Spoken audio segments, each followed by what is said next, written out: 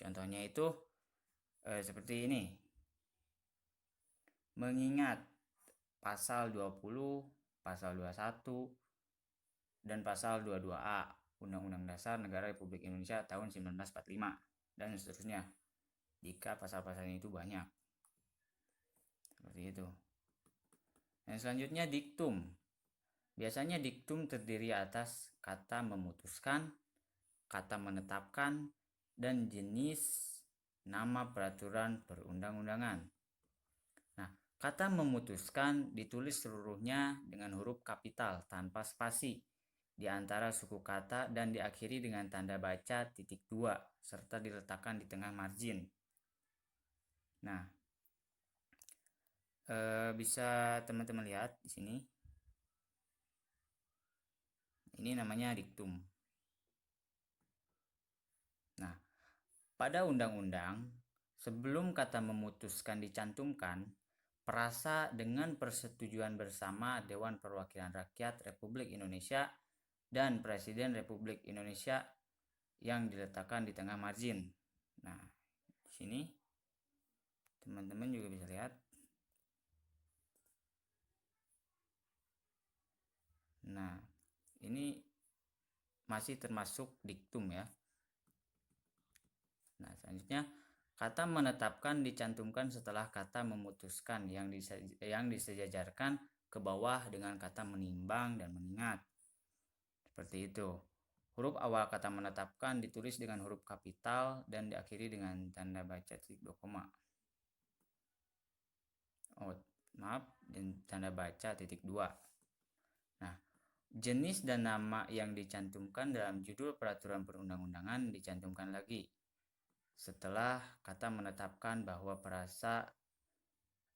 kata menetapkan tanpa perasa Republik Indonesia serta ditulis seluruhnya dengan huruf kapital dan diakhiri dengan tanda baca titik koma. Nah, setelah kata memutuskan, selanjutnya ada kata menetapkan. Teman-teman bisa lihat di sini kata menetapkan. Nah, ini ada kata menetapkan. Jadi bagian ini semua adalah bagian diktum dari pembukaan. Nah, untuk selanjutnya itu batang tubuh. Setelah pembukaan kita langsung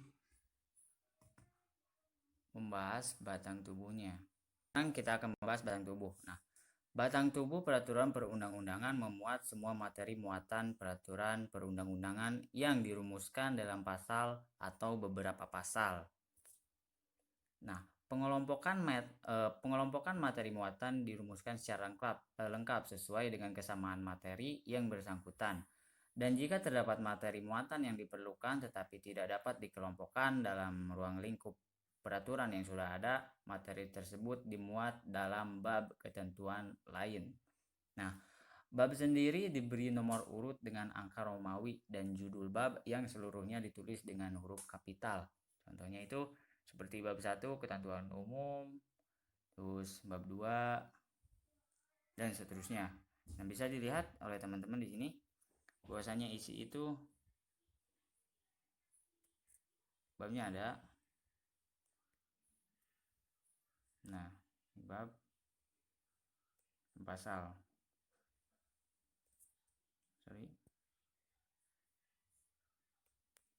Pasal. Nah, selanjutnya pasal. Pasal merupakan satuan aturan dalam peraturan perundang-undangan yang memuat satu norma dan dirumuskan dalam satu kalimat yang disusun secara singkat, jelas, dan lugas. Nah, huruf awal kata pasal yang digunakan sebagai acuan ditulis dengan huruf kapital, contohnya pasal.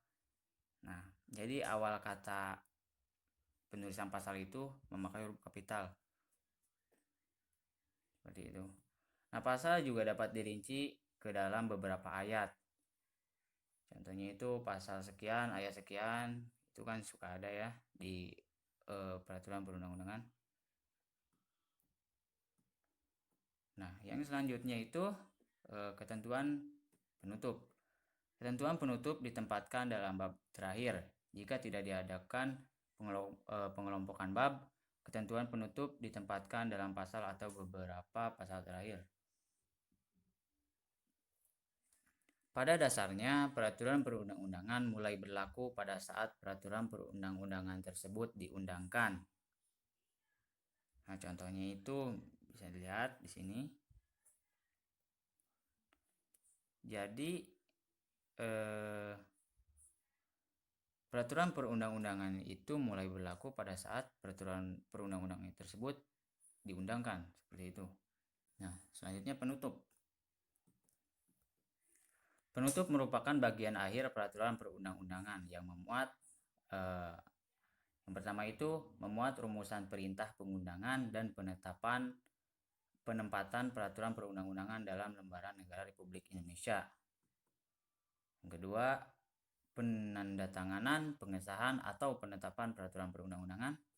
Selanjutnya, pengundangan atau penetapan peraturan perundang-undangan. Dan yang terakhir, akhir bagian penutup.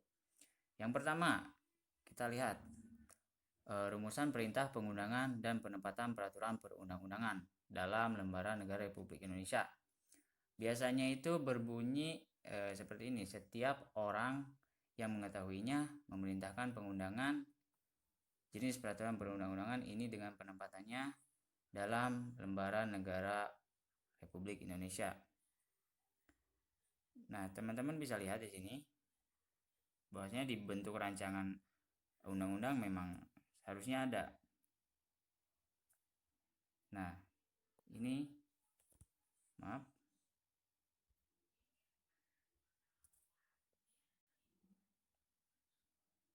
Nah, ini masuknya ke dalam penutup, yaitu perumusan perintah pengundangan dan penempatan peraturan perundang-undangan dalam lembaran negara Republik Indonesia. Nah, yang selanjutnya penandatanganan, pengesahan, dan penetapan peraturan perundang-undangan. Biasanya ini memuat yang pertama tempat dan tanggal pengesahan atau penetapan, nama jabatan, tanda tangan penjabat, dan nama lengkap pejabat yang menandatangani tanpa gelar, pangkat, golongan, dan nomor induk pegawai. Nah, bisa dilihat di sini.